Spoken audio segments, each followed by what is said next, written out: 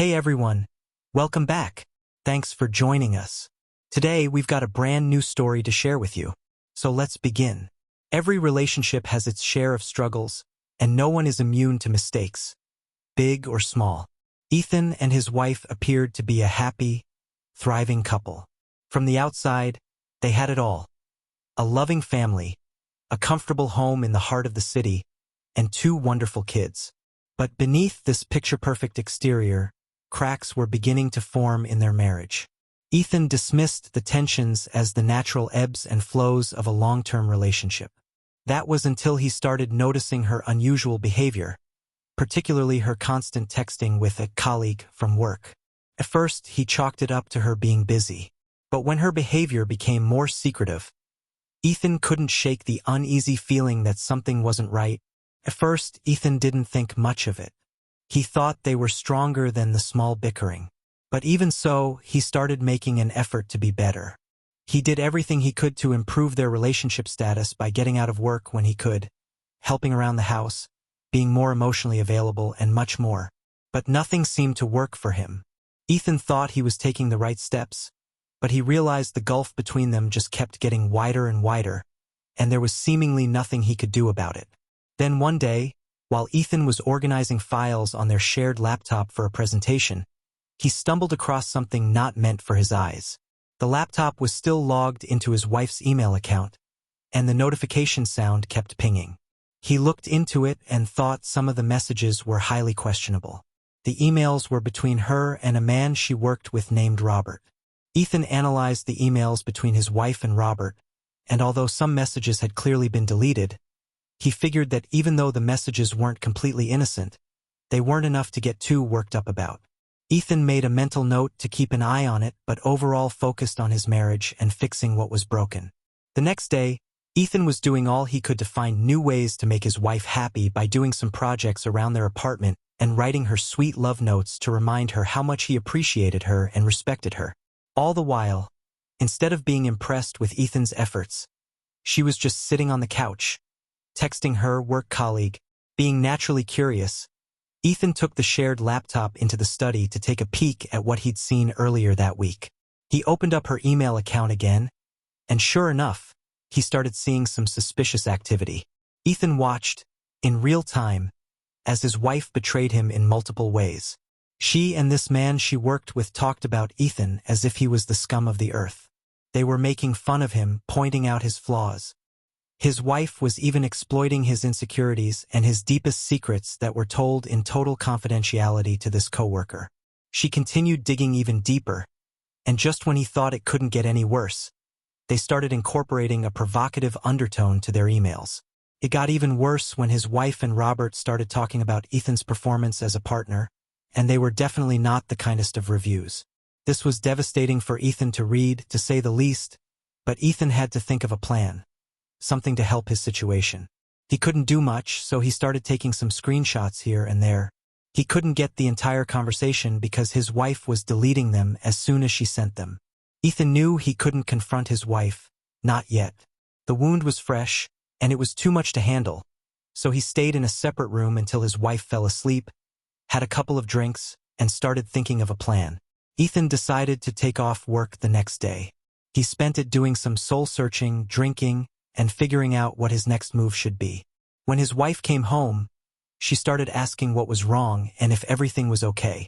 Ethan simply said he had a bad day, and she left it at that.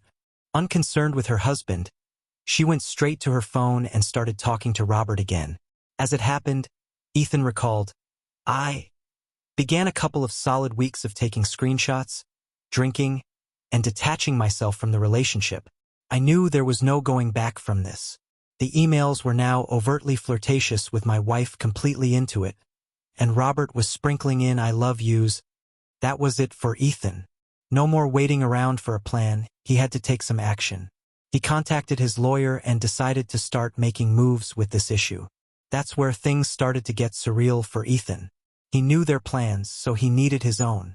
As Ethan watched the emails, he found out that Robert was planning a weekend getaway with Ethan's wife. They had a beautifully elaborate plan. They were going to stay in a luxurious Airbnb and have a wonderful weekend filled with infidelity. Through her emails, he was able to figure out just exactly where and when his wife and this man would be meeting up. The very next day, Ethan's wife started telling him about her plans for the weekend, except she was saying she needed a work retreat with her colleagues.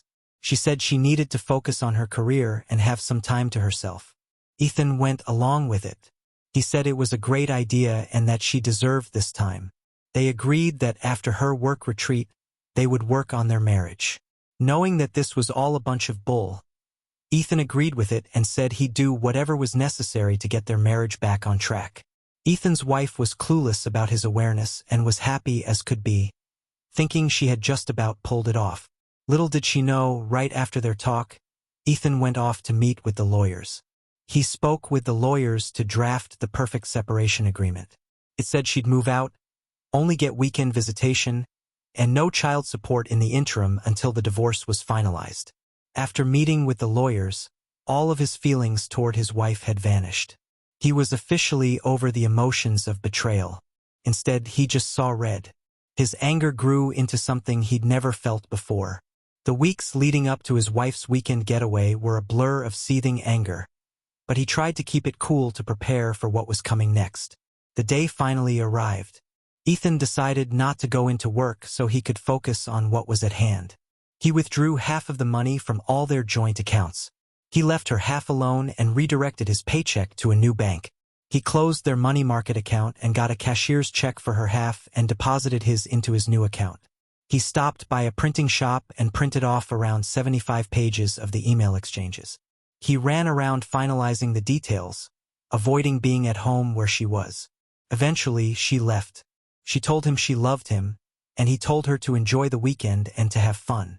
Ethan waited around, and by 8:30 p.m., he decided it was time to go to the Airbnb and confront the issue head-on.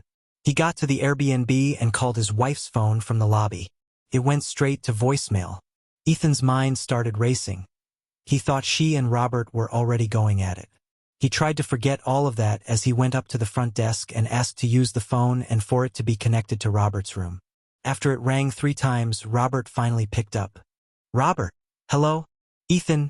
Robert, can you send my wife down to the lobby, please?" "Robert, I don't know what you're talking about, man." "Ethan, okay then. I guess I'll have to call Mrs. Robert and get her down here." Totally a bluff. I knew he was married, and I knew her first name, but that was it. Robert. Inaudible, shuffling, panic. "Ethan, you got 5 minutes." Click. After this call, his wife came down the elevator, confused and concerned about what was awaiting her. Ethan sat her down in the corner of the lobby, and his wife started trying to make excuses. He wanted nothing to do with that. He started explaining how things were going to be. "I'm not here to argue. The things that are said in this pile of papers are what's going on. The only way I'm not giving a copy of this to our daughter, your parents, and emailing it to everyone we know is if you move out immediately." His wife was very prideful. Their daughter was going through a rebellious teen phase, and if she knew what her mom did, it would have forever killed their relationship. His wife was also her parents' golden child, and she always worried about what they thought of her, and her professional life depended completely on her reputation. Ethan knew the only leverage he had was to pull this shame card, so that's exactly what he did. She started crying and saying things that made no sense. Ethan kept on going, though. He gave her a check for half of the money in their accounts, told her that he had already split up everything for them, and explained that she would have enough money to get her own place away from him and the kids. She started crying even more, but Ethan wasn't having any of it. He gave her the separation agreement, and he stated that it was more than fair considering her infidelity. He demanded that she sign it and move out of the house as soon as her weekend was over. Before she could argue, he brought up the emails again so he could play the guilt card one more time. He left it at that. He simply told her to enjoy the weekend and walked out and heard her breakdown in the background. Ethan made it out the door and into his car before he had a breakdown of his own. Throughout the weekend, she kept trying to call him, asking him to talk, but he wanted nothing to do with her. Eventually, the weekend ended. She signed the agreement and started moving out of the house. She explained to the kids that mom and dad just needed some time apart, that they still loved them, and all other aspects of a standard divorce talk. After about a week, she wanted to have a real talk. Ethan had figured out what he wanted and agreed to speak with her. Except Ethan had some ulterior motives to this meeting that his wife didn't know about in the slightest. She said she was sorry. She wanted another chance to be with Ethan and her family, and she'd do anything. Ethan had zero intentions of ever taking her back, but he decided this was where his revenge would come into play. He said she should set up marriage counseling that worked with his schedule. Ethan explained he couldn't live with her, but she should be around to keep the relationship going with the kids. So she came by to the house to cook and clean and take care of the kids and normal house chores, but then would go back to her place at the end of the day. He was completely using her in her vulnerable state. They continued to go to therapy, but Ethan was determined to stay the victim, and he intentionally blamed all problems on her. He wasn't ever going to give her a chance. All he wanted was to kill time, to establish himself as the primary caregiver to the kids, and he made sure she didn't have residency in the house. After 6 months of couple therapy, personal therapy, and many conversations, Ethan finally broke it to her that for once and for all, he needed a divorce. But to keep her still a bit interested, he said she was still the love of his life and that someday he might give it another try.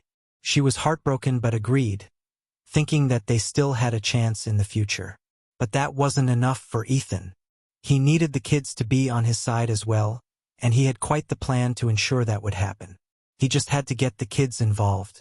Ethan started leaving his computer open with a Google search with articles uptitled, "How to Survive Your Wife's Infidelity."